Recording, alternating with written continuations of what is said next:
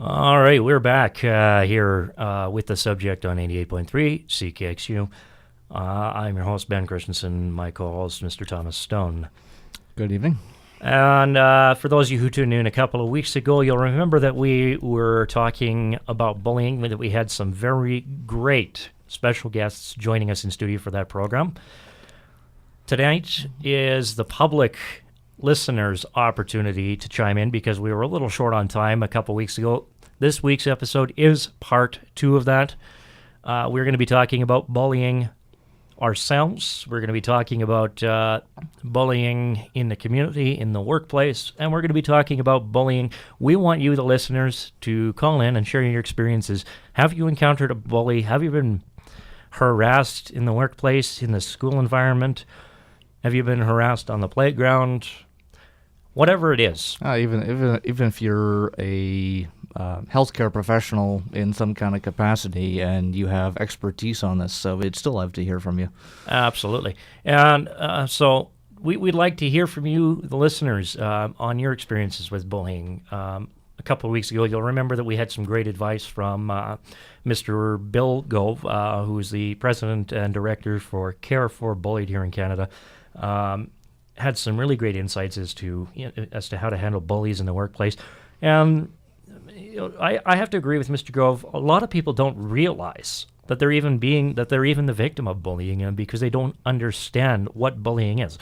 And a bully is not just the big, mean, bratty kid who's coming from a socially defunct and irresponsible parenthood family scenario who is beating kids up for their lunch money. It goes beyond that.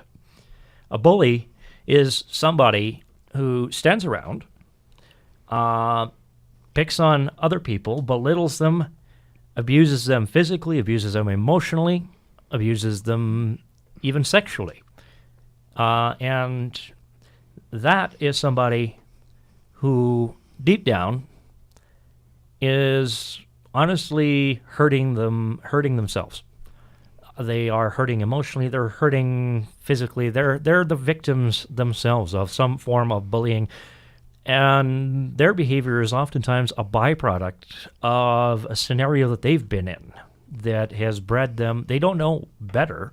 And so because they don't know better, because they have this emotional inferiority complex, they want to bring others down to their level in order to feel, I guess, important or accepted. And so really what it comes down to at the end of the day is that these people are the way they are because they've never been cared for, they've never been loved, they feel uncomfortable with who they are. And ultimately, when it comes right down to it, the best way to handle bullying, as the advice was given to us by both of our guests 2 weeks ago, kill them with kindness. Instead of being the guy who tries to get them into trouble, instead of trying to be the person who causes them more grief and headaches, kill them with kindness. Embrace them, show them a bit of care, show them love, accept them for who they are. And ultimately, that will help them to change their ways. Yeah, I mean, there's so much I can say on this topic. I mean, like I say, to anyone who didn't listen to our previous episode on bullying, I myself was heavily bullied in school, and so I've seen this, experienced it firsthand, and I'm glad to see that our public school systems and government officials are taking action against it. I don't necessarily agree with all the actions that are being taken, because I think that any action that tramples on the rights of anybody is an action in the wrong direction. But I think that I definitely am happy to see that our judicial system and the education system is addressing this issue a lot more than they used to, because I remember many times being bullied at school. I'd be on the school playground. I would report the incident to the teacher, and all that would happen is a kid would get some talking to by the teacher, and if you're lucky, a note might be sent home to the parents, but that's kind of about it. And I think that's sort Now, of... I have to ask you the question. You say that you were the victim of bullying. How did you feel? Well, it's in those, especially when it comes to school bullying, especially in the younger, like elementary schools. You really feel trapped. You feel like, especially when your teachers and the principals are not taking action, you feel like you're in a trapped situation because you feel like, it's just like you're not allowed to have fun on the school playground without some kid harassing you and bullying you in whatever way, whether it's verbal insults, shoving you around, whatever it might be. And when the authorities, whatever capacity they are, don't respond, that's what sometimes actually contributes to a lot of depression in kids, is they feel trapped. You have this feeling where it's just like, I feel like I'm doing everything I can to alleviate the situation, and the people in authority who are supposed to be, trying to stop this behavior, when they don't do their job properly, it makes the kids and the victims feel like they are in a trapped situation, and that's what's resulted in a lot of suicides and many other health issues. So ultimately, what it comes down to is everybody has a part in stopping this behavior. Yeah. The parents, if it's a child's situation, have a responsibility to teach that child, take him aside, love him, nurture him or her, and say, this is not the way you need to behave. This is not good behavior. It's not healthy for you. It's not healthy for this person, and it needs to stop. And what can we do to love you and to care about you and help you realize that this is not healthy, so that you don't feel like this is your only way out? I think that we need to focus as a society more on treatment, because bullying, it's psychological. It's somebody who feels emotionally inferior, and so they feel like they have to overcompensate and make someone else's life miserable because they feel inferior inside. And instead of, yes, we do need to, corrective, punitive measures need to be taken against those who hurt others, but at the same time, in those corrective measures, you also need to address treatment, because you need to help the victim of the bullying, but you also need to get the bully the help that they need, because bullying really is it's at the heart of it, it's a cry for help. They don't know how to deal with their own emotional issues. In essence, a bully is just somebody who is hurting inside, who is passing off their emotional hurt to others because they themselves are hurting. Yeah. And that, as my co-host has mentioned, is a sign that this person who's resorting to this behavior needs help. And we have a responsibility as parents, family members, society, teachers, leaders, even in the workplace, managers, supervisors, etc. Wherever this is taking place, we have a responsibility to reach out to these people, let them know that whatever it is they're going through, that things are going to be okay. And ultimately, at the end of the day, we need to get these people into a state of mind where they're willing to receive the help they need so that they can heal. I think that, looking at the issue from a broader perspective, yes, we have bullying that's happening in the school system, bullying in adult life, even if it's outside of work or whatever. However, I think that we need to be addressing all scenarios. However, you need to also be looking at the issue of where is it starting. I believe I think it was that guy's name was Luke that we interviewed? Levi. Levi. Mr. Levi LaFont. Yeah, as he was saying, he goes into schools and he talks about this kind of stuff, and I support the guy wholeheartedly. I would donate to him if I could, because the school, I think that this is a learned behavior when people are younger, and I think that is sort of one of many root causes of where it spreads into adulthood if it's not appropriately addressed before then. Absolutely, and that is another thing that that sort of brings us to, I guess, really part two of the discussion, which is, where does this all begin? What is the root cause, as we've addressed, and what happens when these people don't get help? Yeah, well, I mean, there's what happens when the victim doesn't get help, and what happens when the bully themselves don't get help, and both of those are, unfortunately, are very serious scenarios in either case. I think when you what happens on the victim side of it, that in of itself, I mean, I actually have comprised a list. In a lot of cases, it's resulted in suicide. And whenever somebody's life is taken as a result of this issue, it's nothing short of heartbreaking. But when the bully themselves doesn't get help, then they're just perpetuating it, and that just results in even more issues. Well, this is a behavior that can be corrected, but it needs to be corrected before before it reaches the point of being a patterned behavior that is extremely difficult to unlearn and to outgrow. And so, while I recognize that this does happen in the adult world, we also need to realize that this is a patterned sociological behavior that is fostered in youth and adolescence.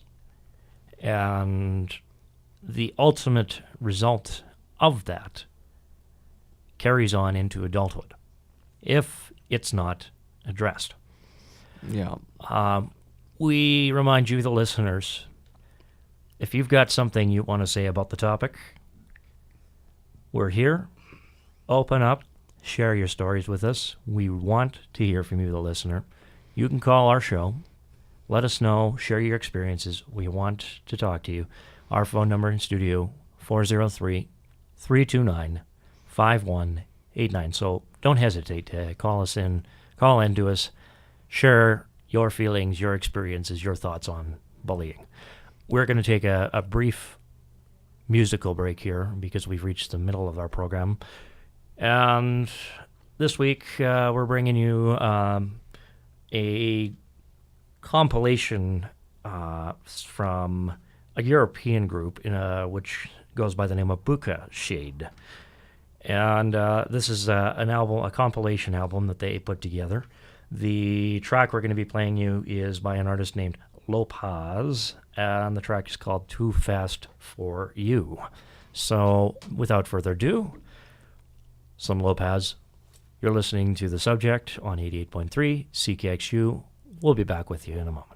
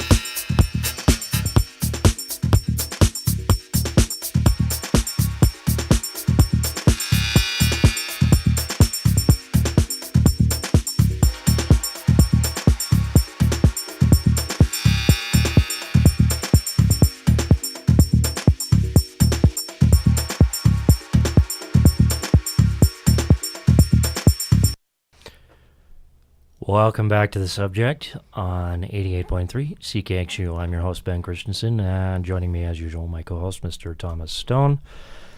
Just before the break there, we were talking about bullying, continuing the discussion from 2 weeks ago. We had some very excellent guests, Mr. Bill Gove, from the Care for Bullied organization as well. We had Mr. Levi LaFont, who is a public speaker and motivational speaker on bullying. And before the break, we were talking about some of the causes of bullying, how to address bullying, and now we go into discussion about how bullying affects us and what happens when a bully is not confronted, when his behaviors are not addressed. And how does that affect the bully? How does that affect the people who he's bullying or she is bullying? And we'd like to hear from you, the listeners, on your experiences with this. Have you been bullied? Are you the bully? Whatever it is. I hope you're not the bully. Well, I hope you're not the bully, but if you are, we'd like to hear from you. Because we're a very neutral program. We want to hear both sides of the story. What are you thinking? What's going through your mind? Feel free to give us a call. Doesn't matter which side of the story you're on. This is an open program. Give us a call. Our number here in studio, it hasn't changed in the now 2.5 months roughly that we've been doing this program. Yet it always seems to ring at the end of the show.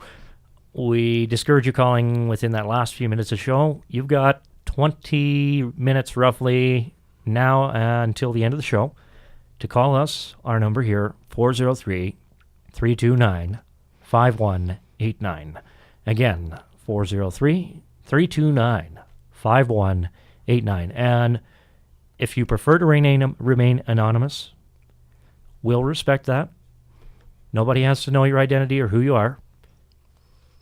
Just give us a shout. Share your experiences. We'd like to hear from you. On that note, we're going to move forward here with the discussion. So, as we said, the two issues that we're addressing here now in the second part of the show. Number one, how does this ultimately affect others in the long run? And to me, that's a very simple answer. Bullying hurts. It does not matter if you're a child on the playground and you're being bullied, or you're being harassed and intimidated by your supervisor at work.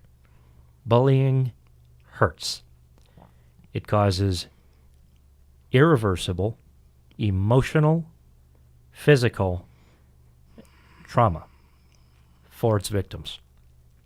It's simply a behavior that should not be tolerated. And only recently, with what happened with Amanda Todd, are people finally starting to pay attention. I was just going to say,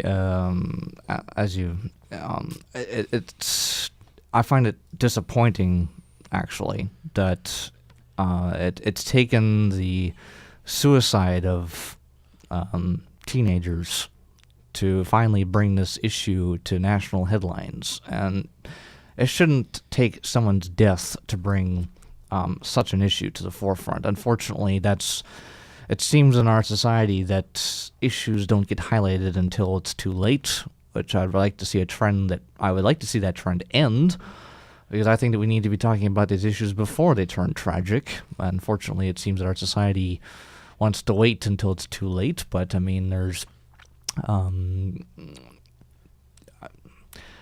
think that there's the two cases in recent years are Rhea Parsons and Amanda Todd. That's not to say that there are many other cases of teens and even preteens as young as 11 years old committing suicide because they were harassed either by a bully in person or online in some way. When I was doing the research for this show, I literally had to take a moment and pause for a second because I was awestruck when I was looking into cases of young people who had taken their lives because of bullying. And I'm seeing cases of kids 11 years old committing suicide. And I just sat there and I'm like, why?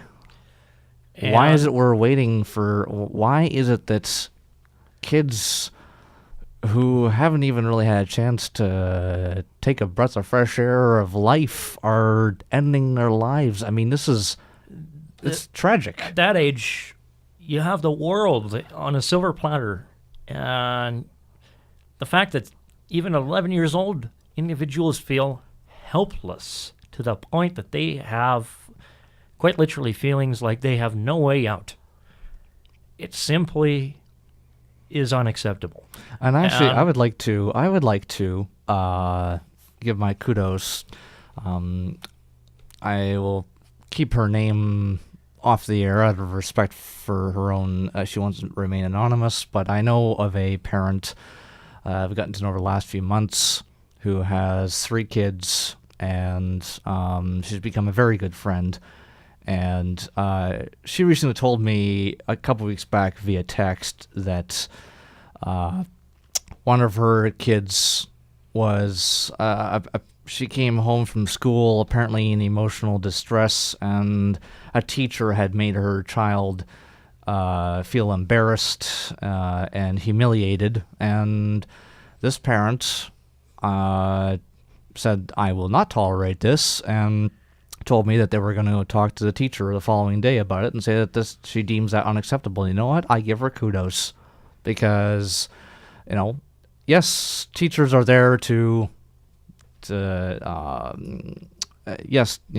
are there supposed to be there to teach kids and support them and encourage them. And I think that any teacher who humiliates a child, even if it's for disciplinary purposes, is out of line. And I completely agree with you. Such behavior, even towards children, these are impressionable youth. They are like many parents describe their children as sponges. They see and hear and take notice to everything that is going on around them. And for parents, teachers, mature adults to act that way towards these younger people who are looking up to them while they're in a position of trust is unprofessional, unethical, uncalled for, and ultimately should be subject to punishment. Now, all Canadians are probably familiar with the subject of bullying. And I am going to take a moment here to share someone else's view on bullying, who I think says it best, and that is Mr. Rick Mercer, who recently did a rant on teen suicide. I believe his opinions are completely in line. He is totally and completely accurate in his rant about teen suicide. So we're going to share that with you, and we'll be back on the air in a moment to talk about it. Are you tired of the kids telling you punk is dead? If so, then join me for Punk is Dad, Tuesdays at 8 p.m. for a romp into everything at the intersection between lo-fi, garage, post-punk, and psych rock. Your brain might be happy you did, only on the mighty CKXU 88.3 FM.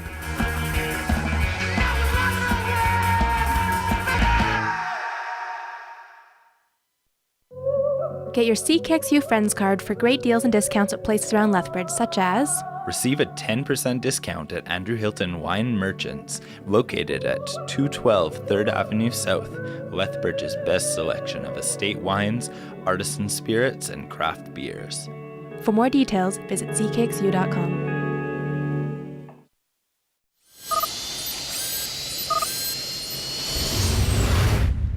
Every year in this country, 300 kids take their own lives. It is a mind-boggling number. And this past week, one of those kids was Jamie Hubley. He was 15, he was depressed, and he happened to be gay. And because this is 2011, we just don't read about a kid like Jamie, we can Google him. And then the next thing you know, you're sitting at home watching his videos on YouTube. And he was gay, all right. He was a great big goofy gay kid singing Lady Gaga on the internet. And as an adult, you look at that and you go, you know what? That kid's going places. But for some reason, some kids, they looked at that and they attacked. And now he's gone. And because this story is all too familiar, we know exactly what's going to happen next. Grief counselors will go into the school as they should. But what about the old-fashioned assembly? You know, where the cops show up and there's hell to pay and they find out who's responsible. You know, like when the lunchroom is vandalized. Because the kids who bullied this boy, they know who they are. And more importantly, other kids know who they are. It's no longer good enough for us to tell kids who are different that it's gonna get better. We have to make it better now. That's every single one of us,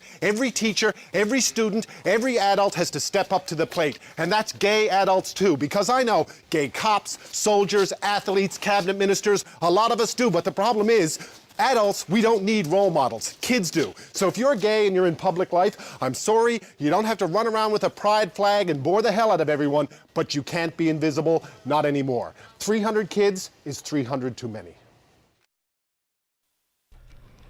Welcome back, everybody. You're listening to The Subject on 88.3 CKXU. I'm Ben Christensen, your host, and with me, my co-host, Mr. Thomas Stone. Or apologize for playing those in the wrong order. Well, we needed a commercial break. We just didn't expect it to happen before, Mr. Mercer. So we apologize. On that note, we are talking about bullying this week on The Subject. This is part 2 of a series that we decided to do. If you were around a couple of weeks ago, you heard part 1 where we had some excellent special guests.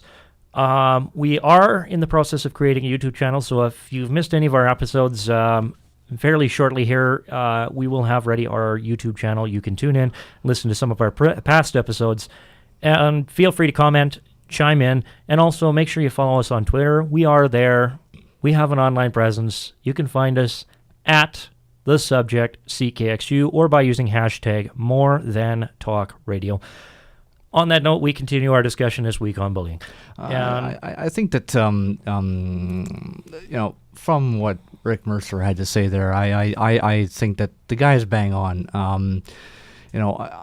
I think that we need to be focused on treatment, because I think that we can legislate and make laws all we want, but true diehard criminals and those who insist on making someone else's life miserable are not going to even care about new legislation. So we can make all of those as we want. To me, it's far, it's just a much more, it's better spent energy focused on treating the issue than punitive measures. And I'm not saying, bullies do need to be appropriately corrected. However, as we said before, there's always an underlying reason as to why someone's engaging in that behavior, and instead of ostracizing them and treating that person like they're the worst person ever, I'm not saying that their action doesn't need that attention, but that bully has their own internal issues that need to be addressed. Now, I want to reflect for a moment on some of the comments made by Mr. Gove from Care 4 in our Part 1 episode.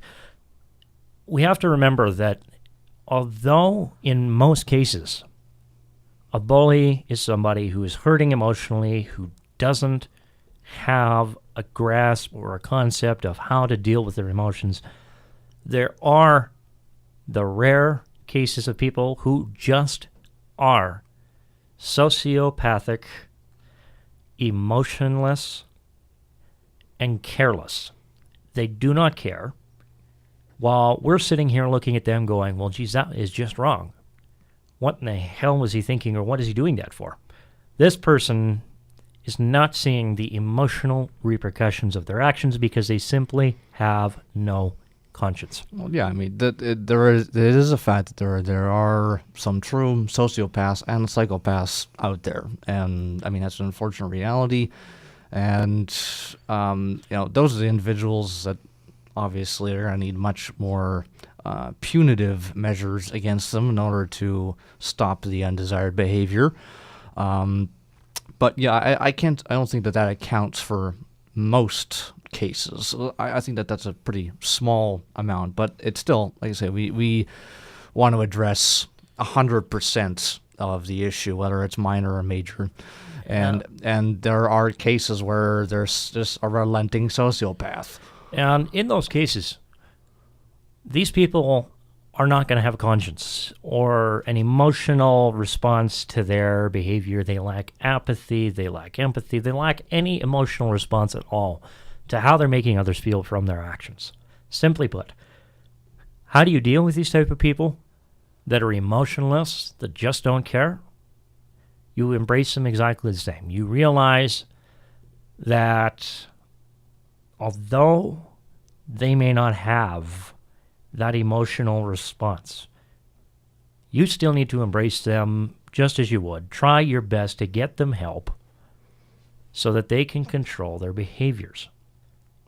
And the best way to do that is to kill them with kindness, to accept and understand that while they may not have that sense of emotional response to how their behaviors are affecting others around them, they can still have that, they still have a need for companionship and a desire to be cared for, even regardless of their sociopathic tendencies. And you, as long as you are cautious so as to not allow yourself to get used, can help contribute to them changing their behavior in a way that drives them to be a positive person and to be that positive driving force in their life instead of being the person that they hate.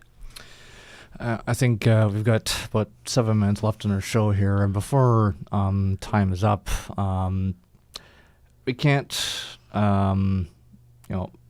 fully address this without paying honor to the people who unfortunately were the victim of suicide.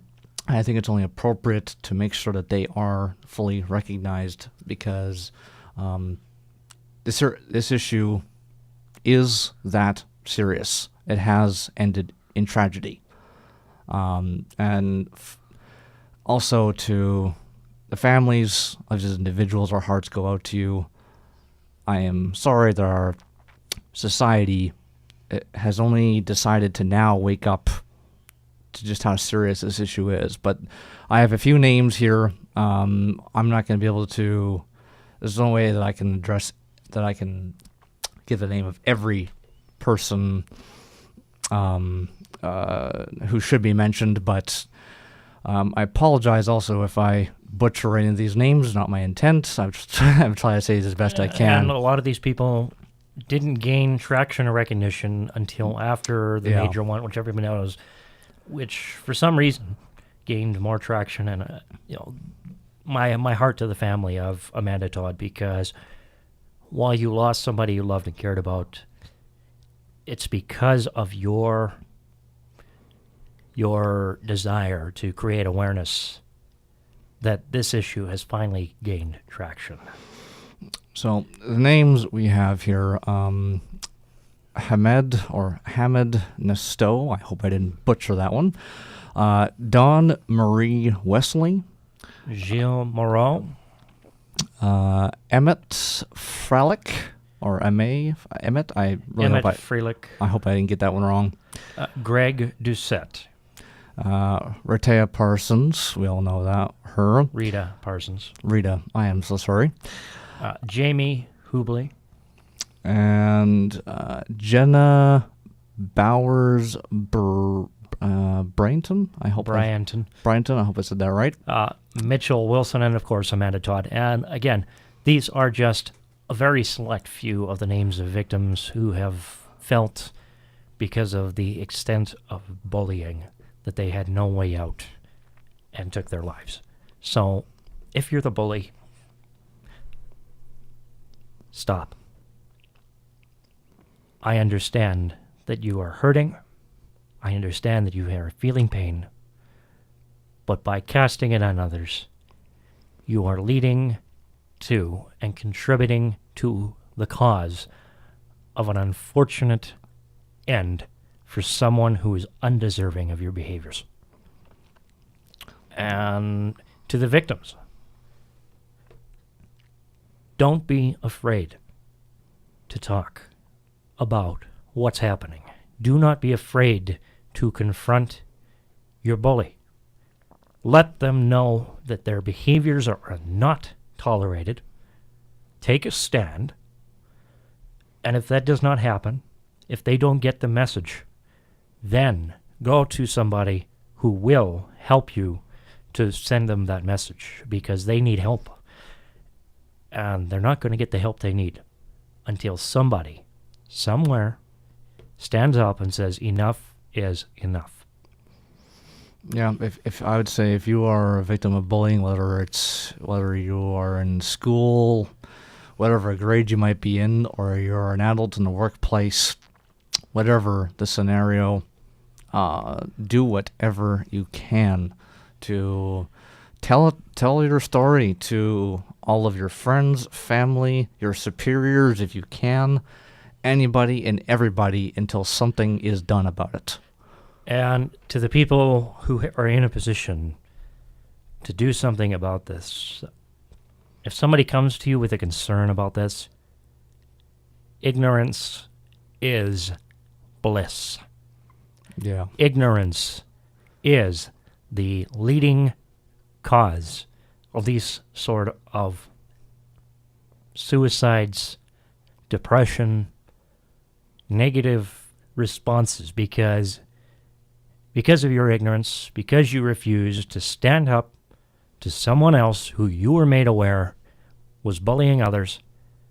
You may very well have been the cause of someone else's demise. I think to more solidify what Rick Mercer had to say, it is incumbent upon us adults who aren't experiencing, who aren't being oppressed, to be especially the ones who step out and say, this cannot be tolerated, it will not be tolerated, we are not going to stay silent on it, and we're going to do whatever we can to make sure that those who do perpetuate this issue are held accountable in any way that's possible. Ultimately, my final word of advice: be strong, be who you are.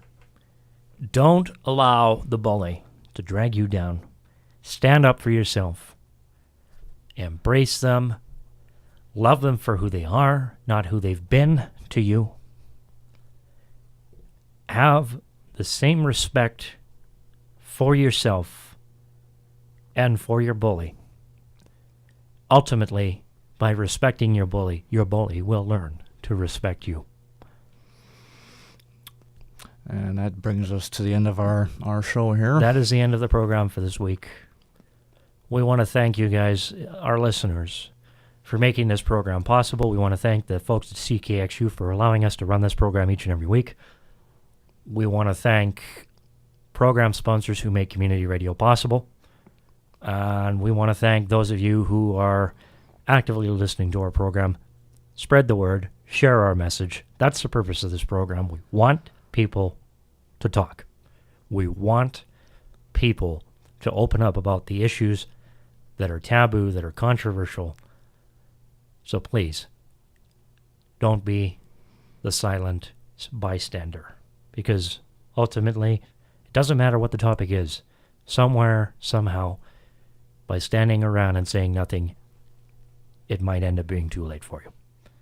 Again, we'd like to thank you for joining us for the program. We remind you that this is an open talk radio program.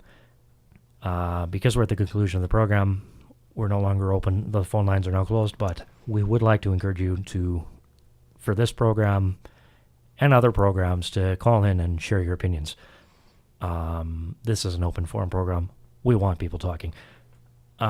Make sure you check us out and give us a follow on Twitter. Stay tuned. Stay connected to us.